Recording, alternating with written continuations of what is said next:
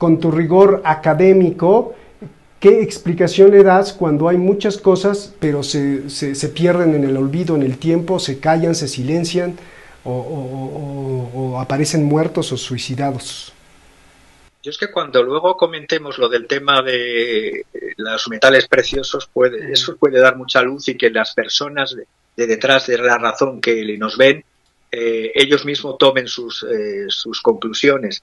Yo lo que sé es que ha habido teorías conspiranoicas, pero sí también ha habido ocultación de pruebas, ha habido acallamiento, ha habido silenciamiento.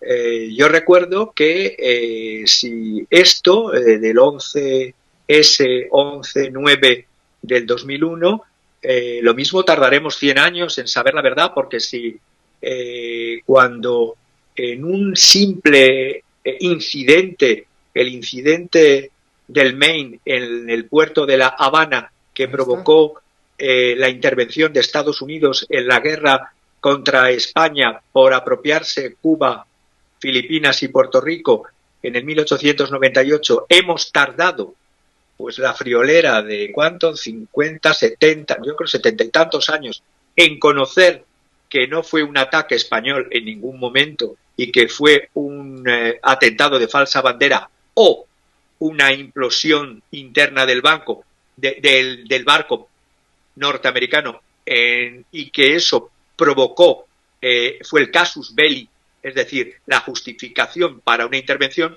Todo lo que ha venido después del 11S y todos los 20 años de guerras de terror y de guerras asimétricas y de guerras sin fin, yo voy a hilar siempre desde el punto de vista racional.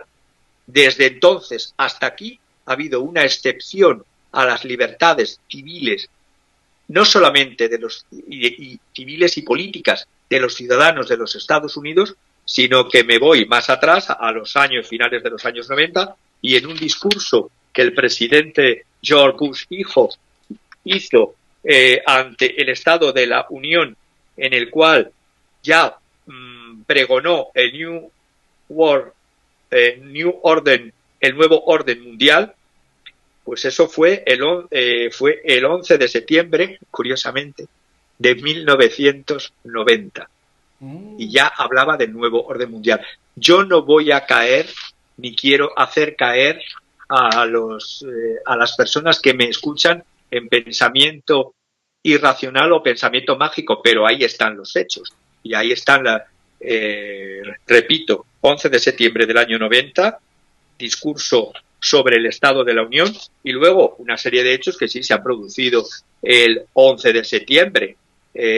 Por ejemplo, los inicios del Pentágono fueron el 11 de septiembre del año 41, la invasión de Honduras el 11 de septiembre del año 19, la caída del Putsch de Salvador Allende el 11 de septiembre del año 73.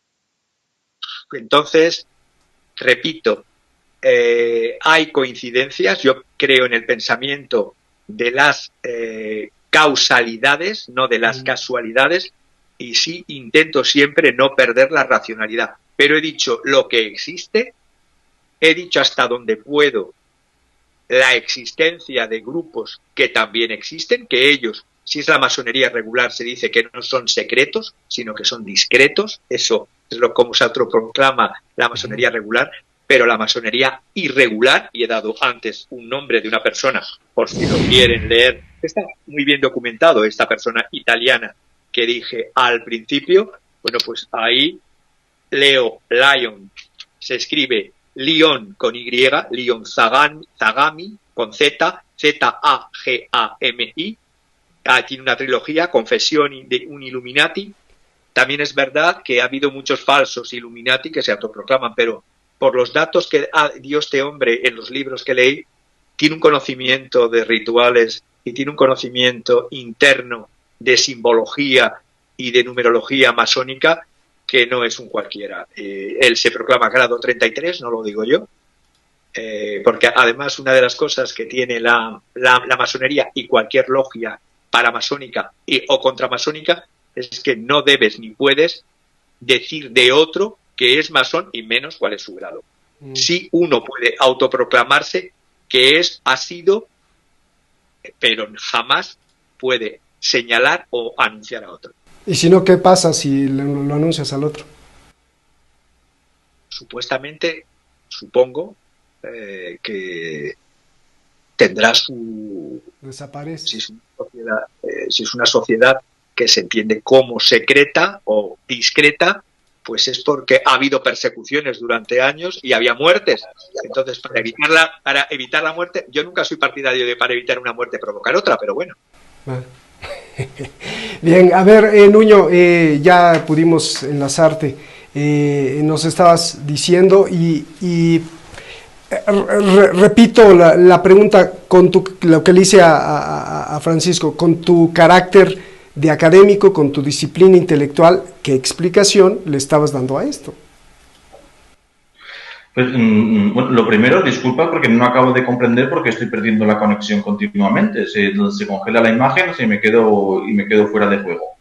La explicación que le puedo dar a esto, pues simplemente es eso, que la cadena de producción había comenzado antes de que los acontecimientos tuviesen lugar. No he encontrado durante todo este tiempo una explicación factible de por qué se había conseguido diseñar, fabricar y enviar un artefacto semejante en tan poco tiempo. Estamos hablando que habían pasado 5 meses, algo así, nada más, o sea, y estaban todas las fronteras extremadamente vigiladas, había unas restricciones enormes en los vuelos, en los barcos, en el tráfico de mercancías, o sea, se sospechaba que podía haber artefactos explosivos en todos lados. Y sin embargo, pues toda una serie de material polémico, de material macabro, de material polarizador, pues consiguió llegar a los estantes de una tienda en Europa. Y era algo pues extremadamente, digamos, chocante, era algo que simplemente te llamaba muchísimo la atención porque no había, como estaba comentando, no habían comenzado todavía las teorías conspirativas. Estaba la sociedad en un estado de shock tan enorme que simplemente estaban comulgando con lo que estaban diciendo los medios. Y de repente, pues, te encuentras material que sí, o sea, está celebrando la versión de los medios, o sea, ciertamente te están poniendo a Bin Laden como el creador del atentado y te están poniendo, pues, una polarización entre blanco y negro. Tardarían 3 años todavía en llegar los documentales de Dylan Avery, de Loose Change o Faith Case o todos estos documentales que te estaban cuestionando la versión oficial acorde a datos científicos como a datos de física, datos de química y otra serie de datos que como siempre nos convirtieron a todos en expertos en temáticas de las que anteriormente no teníamos ni idea. O sea, pero el caso es que había una voluntad de polarizar, de crear dos bandos. Y es algo que se estaba haciendo con el merchandising y con diverso contenido yihadista que se estaba esparciendo por las redes en aquellos momentos. Y cabe destacar eso, que en ese momento no había, digamos, un bando que estuviese consumiendo esta serie de ideas, esta serie de mensajes o artefactos dentro de Europa. Era algo total y absolutamente ajeno a la sociedad europea. Y se vio como pues, había una manera artificial de buscar una polarización de bloques, o sea, sin que uno de los dos bloques existiese, lo cual era algo bastante extraño. No obstante, pues, cabe decir, como estaba hablando Francisco antes, o sea, que aquí hay muchas cosas en la versión oficial que no cuadran. Hay otras cosas que sí que podrían llegar a cuadrar, pero que ya simplemente cuando no hay una linealidad argumentativa y científica entre lo que nos están diciendo y lo que ha podido llegar a suceder, pues crea dudas. Y cuando crea dudas, pues ya tienes abierta la puerta para otras muchas narrativas y para otras muchas explicaciones que van a estar igualmente legitimadas en una sociedad que la que te puedan llegar a decir los medios de comunicación. Había una página también muy interesante, se llamaba Académicos por la Verdad, que fueron los primeros que estuvieron analizando la velocidad de caída de las torres, la fuerza del impacto del avión, la capacidad de resistencia que tenían los aviones. Vamos, que estaban analizando el atentado de una manera científica y ciertamente, pues siendo científicos de sus campos de conocimiento, decían que la versión oficial no cuadraba. Claro. Y esto es algo que hemos tenido siempre, pero es que también ha pasado en muchísimas otras veces. También estaba hablando antes Francisco de los números. También se dice, no lo he llegado a comprobar nunca, se estaba diciendo que los atentados de Madrid sucedieron 911 días después del atentado de las Torres Gemelas. ¿Es así, Francisco? ¿Has oído eso? Sí, de hecho, pero es que como no quiero caer en la numerología, que evidentemente existe, que evidentemente se trabaja en determinados círculos de pensamiento ocultista, mágico, pero es verdad, sí que lo he oído, es decir... Pues puede que haya gente que esté jugando deliberadamente con ese tipo de números, con ese tipo de sociedades secretas, porque de los iluminados de Baviera, pues no se había oído hablar aquí en Europa, en los círculos, digamos, políticos, desde principios del siglo XX casi. O sea, de hecho era una sociedad totalmente extinguida, pero esto, también sucedía eso con la masonería, es que eran como aquellos grupos secretos del siglo XIX, de los anilleros o todas estas sociedades secretas constitucionalistas que habían en las diferentes monarquías absolutistas. Y no tenía mucho sentido que de repente te dicen, no, es que estos han sido los Illuminati. Otra vez volvían los Illuminati a escena, ¿sabes? O sea, eran como los habían sacado del cuarto de los trastos y los habían puesto a urdir intrigas de conspiraciones mundiales. Había que cargar el muerto a alguien, y estaba claro que si la versión oficial no cuela, pues siempre queda muy bien, o sea, echar la pelota hacia sociedades secretas, cuando al final los intereses pueden ser mucho más pueriles, o sea, pueden ser mucho más pecuniarios. Estamos hablando, pues, todo el sistema de la economía. Sabemos perfectamente que se había solicitado la demolición de las Torres Gemelas por el tema del amianto. Habían prohibido utilizar el amianto en Nueva York y costaba un pastizal de retirar todo el amianto de las Torres Gemelas. O sea, y habían solicitado una demolición. Había sido, por supuesto, denegada. Pues al poco tiempo de denegarse, cogen y suceden estos atentados. Hay muchas cosas, muchos intereses de dinero, muchos más simples, con actores mucho más reconocibles que podían tener un papel pues bastante interesante dentro de la trama. ¿Cuál fue la palabra que dijiste? ¿Amianto? ¿Amianto? El amianto, sí. O sea, en Nueva York se había prohibido utilizar el amianto como aislante contra el fuego, como aislante en los edificios. Con lo cual había una ordenanza que pedía retirar el amianto de todos los edificios. Y retirar el amianto de las Torres Gemelas costaba mucho dinero. Y era más barato demolerlas y hacer otra cosa ahí. Y se denegó la demolición, o sea, dice, pues vale, o sea, pues Oye, fíjate que al final acabaron demolidas. Nuño, déjame enfocarme en esa cosa que tienes ahí un poco más. El hecho de que sea un encendedor, uno para encender los cigarros o no sé qué sea, el hecho de prenderle fueguito, esto simbólicamente, psicológicamente, sociopsicológicamente, es como para decir, o te pones a llorar por las muertes, te impresionas o te pones a celebrar, ¿no? Porque el hecho de tener exactamente, que te digo, es algo que una persona que está fuera de todos estos ámbitos le parece demasiado macabro, y es lo que te digo. Si tú ves aquí las dos llamas que salen como haciendo el símbolo de la victoria, o sea, salen haciendo como una V. Pero que también te quiero decir una cosa, o sea, hoy aquí en España se estaba preparando una marcha para conmemorar, para celebrar, para homenajear a una persona que había asesinado a 39 personas y que había convertido en víctimas a casi 200, como es Henri Parot.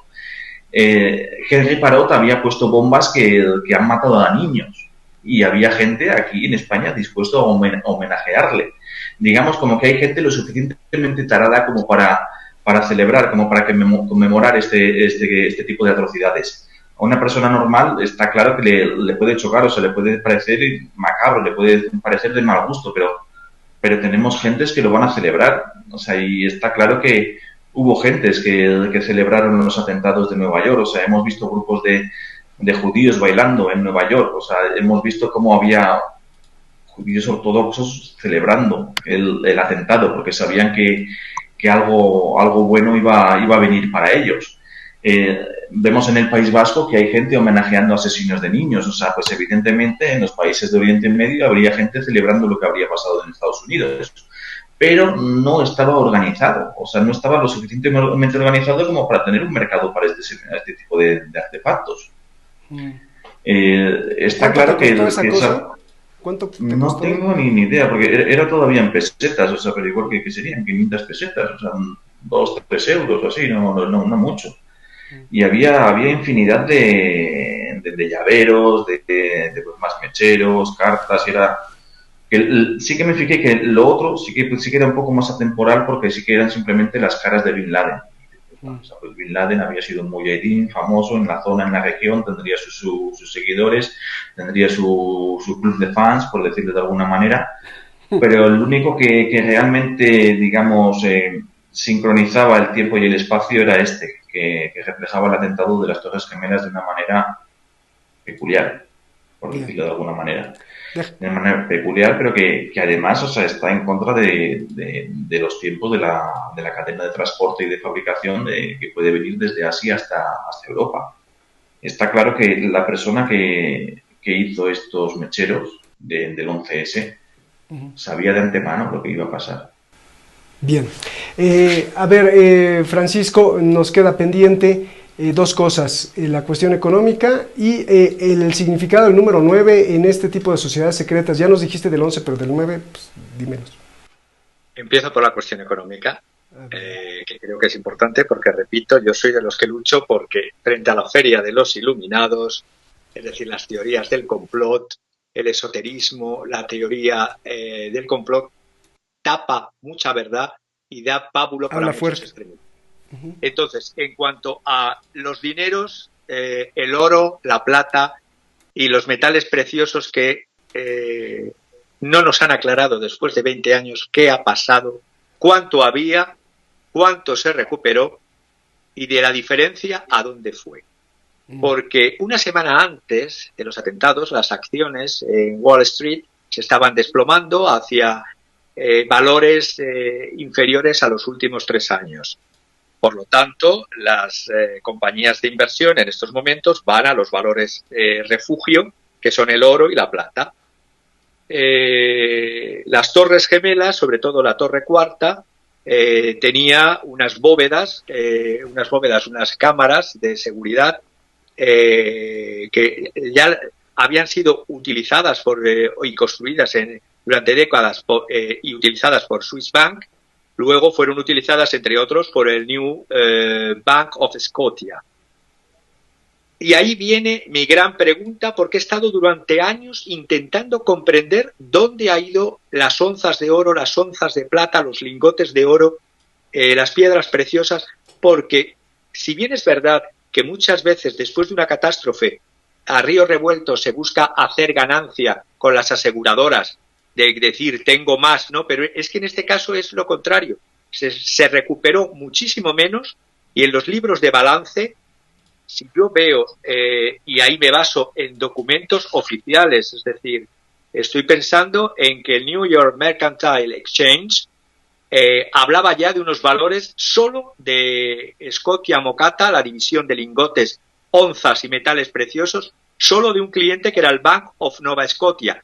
A saber, esto era custodia, no solamente propiedad del Nova Scotia, sino custodia de clientes particulares y clientes empresas que habían invertido en valor refugio, y hablábamos solo de ese banco que tenían 11,8 toneladas en oro y 935,7 toneladas en plata. Eso es lo que, según el New York Mercantile Exchange. Pero es que luego me han llegado informaciones que realmente los depósitos podían llegar a 1.000 toneladas de oro y plata. Ya son unas cifras importantes. Las cajas fuertes eran tan similares como las de Fort Knox.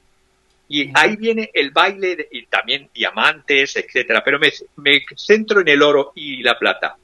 Si bien lo que se recuperó y anunció Giuliani, el alcalde de Nueva York, a través de los furgones de una empresa, camiones Brinks Mat, creo que se llamaba Brinks Mat, se llamaba la empresa.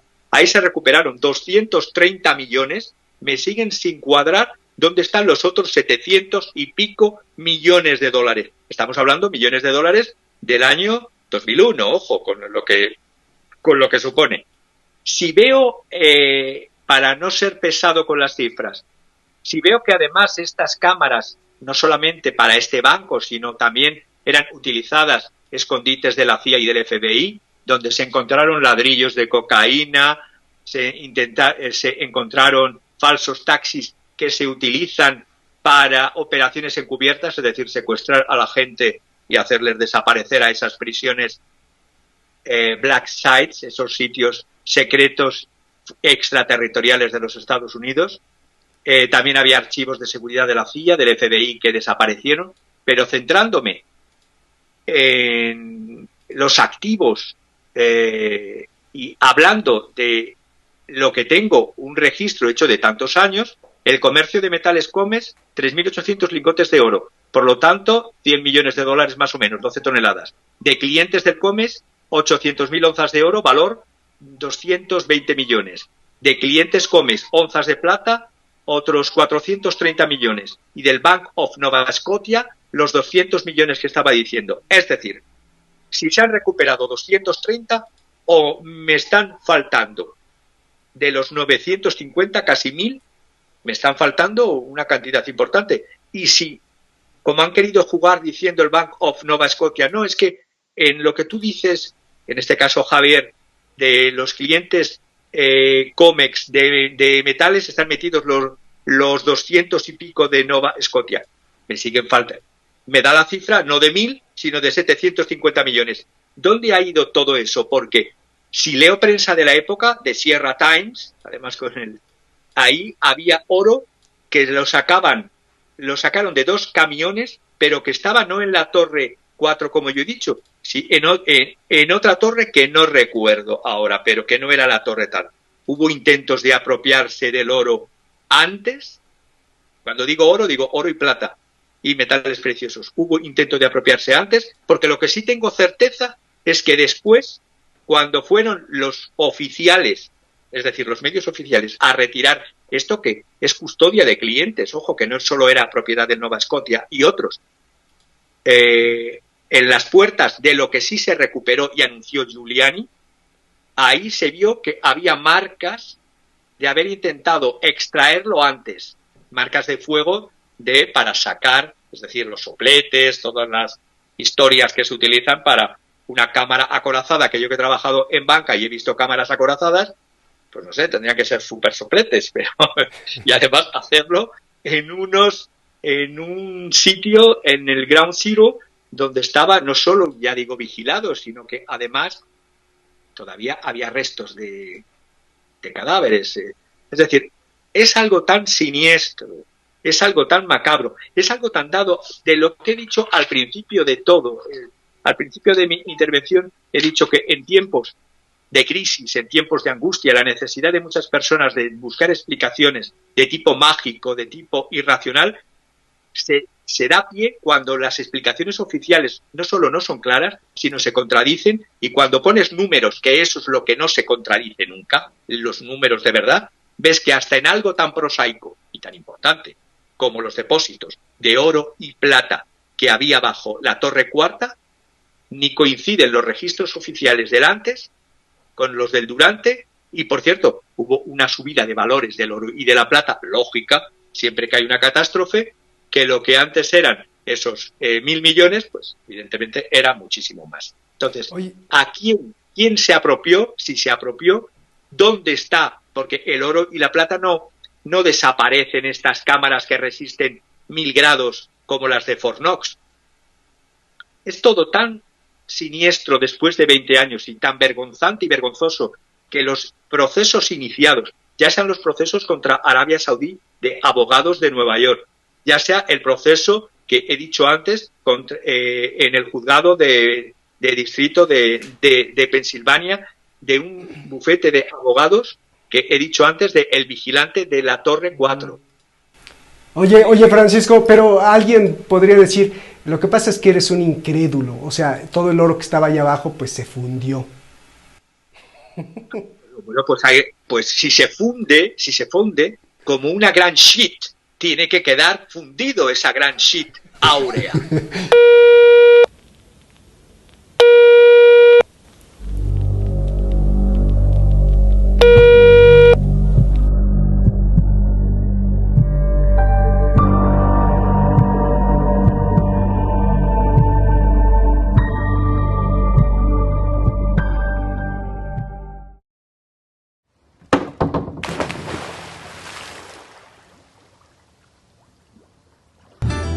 quiero pedirle, como todos los canales lo hacen y que gracias a eso podemos existir y llevar la información, que haga algo muy sencillo. Solo píquele ahí y suscríbase, toque la campanita, para que este espacio de libertad continúe. De lo contrario, los que nos quieren manipular seguirán avanzando. ¡Saludos!